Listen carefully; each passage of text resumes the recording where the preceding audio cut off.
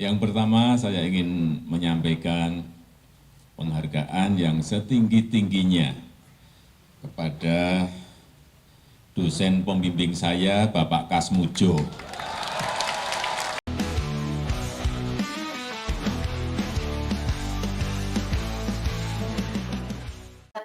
Ya, Ya, selamat siang Pak. Gimana Pak kabar Bapak hari ini? selamat siang, masih pagi ya? Oh, masih pagi ya? Atau sore ya? Iya, Selamat menjelang ya Pak? sore. Iya, Ya. sore.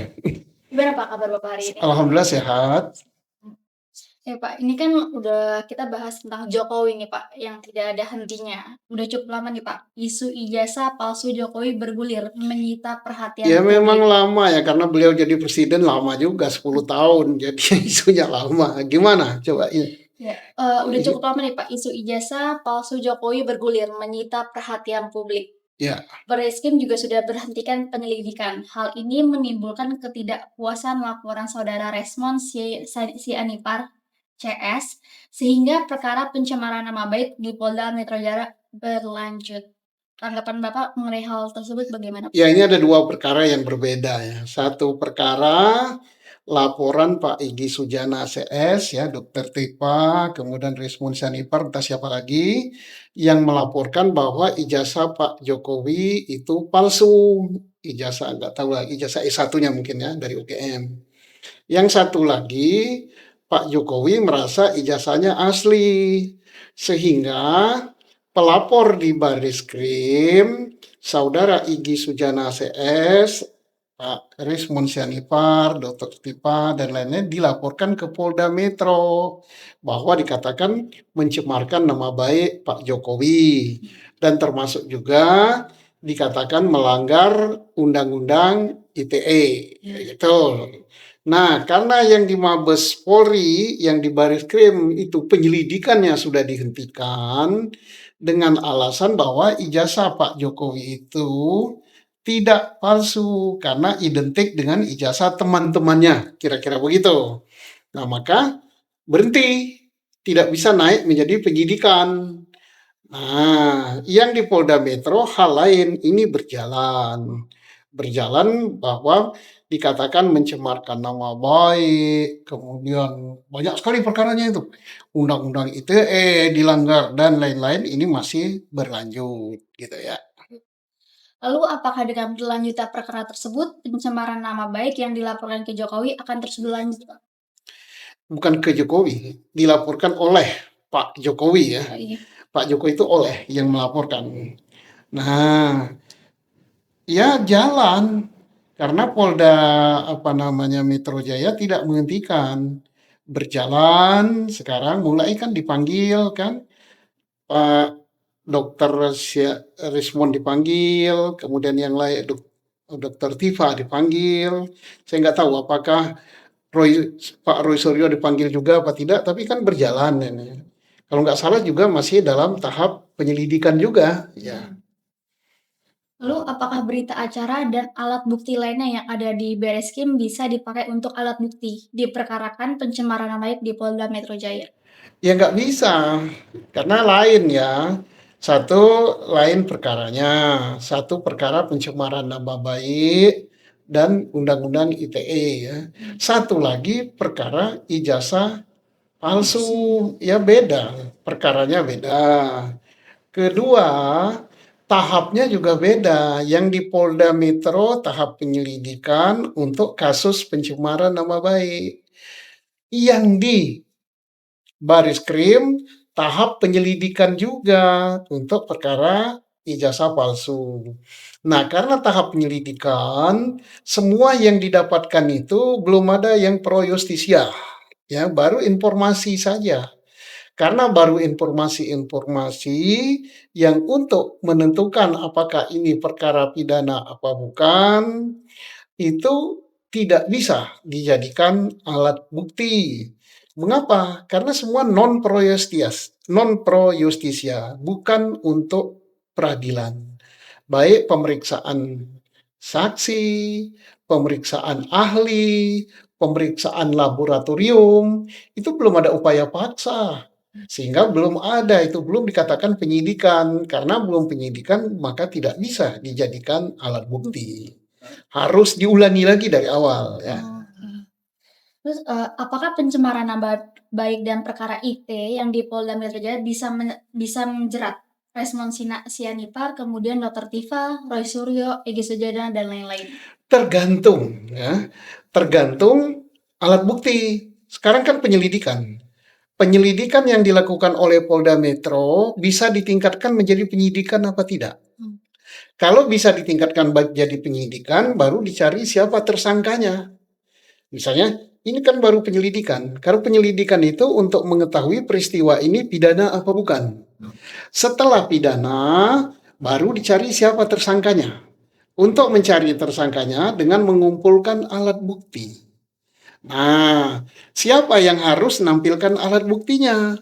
Yang bertanggung jawab mengumpulkan alat buktinya yang melapor Pak Jokowi dan pengacaranya harus mengumpulkan alat bukti, menyerahkan kepada penyidik. Nah ini loh, nama baik saya dicemarkan oleh A, B, C, D, E. Ini alat buktinya. Berupa apa alat buktinya? Berupa berita di medsos, berupa ini, berupa ini, berupa ini. Nah, nanti dikumpulkan oleh penyidik. Demikian juga Pak Rismond, Dokter Tifa, dan pelapor siapa Pak Egy Sujana CS tidak tinggal diam dia. Dia ngumpulkan juga alat bukti. Saya tidak omong doang. Ini loh bukti ijazahnya palsu. Sehingga saya katakan ijazah itu palsu, skripsinya palsu, tanda tangan dosen palsu, tanda tangan pembimbing palsu, kertasnya palsu. Terus apalagi nama-nama dosen pembimbing palsu, ini buktinya. Nah, sehingga polisi tidak selaku penyidik, Polri tidak boleh hanya mempertimbangkan alat bukti yang dikirim oleh yang diserahkan oleh Pak Jokowi selaku pelapor. Dia harus mempertimbangkan juga alat bukti yang diserahkan oleh pihak terlapor. Terlapor siapa di sini? Ya, Dr. Rismond CS. Ini loh rekaman keterangan daripada pembimbing skripsi itu yang katakan profesor siapa itu kan. Nah, ini loh. Nah, sehingga polisi melihat mana yang kuat di antara dua ini. Kalau yang kuat misalnya apa yang diserahkan oleh Pak Rismond CS, berarti apa yang dilaporkan oleh Pak Jokowi tidak terbukti. Maka perkara ini harus dihentikan. Tetap dihentikan apa? Penyidikannya ya? Iya. Tetapi kalau misalnya bukti-bukti yang dikumpulkan oleh Dr. Tifa, Pak Rismond Sianipar CS ini lemah, yang kuat alat bukti yang dikumpulkan oleh Pak Jokowi, maka perkara ini jalan.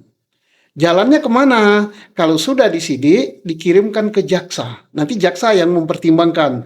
Oh, ini cukup bukti. Ini layak untuk diajukan ke pengadilan. Jaksa menyerahkan ke pengadilan dengan membuat surat dakwaan gitu. Kayak begitu. Menurut Bapak nih, sebaiknya perkara ijazah palsu Jokowi ini diselesaikan harusnya melalui mana Pak? Saluran apa? Jadi begini ya, ini kan yang membuat menjadi panjang ini karena semua kan punya bukti ya, Iya. merasa punya bukti, dan bukti-bukti ini kan belum diuji semua di pengadilan ya. Iya. Yang mengatakan ijazah itu asli, UGM mengatakan asli, teman-teman Pak Jokowi mengatakan asli, hasil laborat mengatakan sama, identik. Tetapi pihak sini mengatakan bahwa ini tidak berhak Pak Jokowi itu karena dia skripsinya tidak benar, ijazahnya gini. Nah, untuk ini sampai ke pengadilan karena dia kuat, ya kalau meliwat pidana ya, sampai dengan sekarang, maaf saya tidak ikut menyidik ya, saya hanya menilai dari keterangan-keterangan di luar. Ini agak sulit dua-duanya ini ya. Jadi yang paling berhak itu apa? Sebenarnya jangan dulu kepada asli tidak asli, tetapi serahkan kepada pengadilan tata usaha negara ya. Karena Pak UGM itu lembaga tun itu ya, yang tunduk pada tun yang bisa digugat oleh tun. Artinya pihak pelapor yang merasa tidak puas dengan ijazah Jokowi ini melaporkan ke Peradilan Tun bahwa UGM tidak berhak menerbitkan ijazah kepada Pak Jokowi. Alasan tidak berhaknya apa?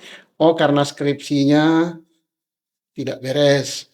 Oh, karena dia tidak tamat.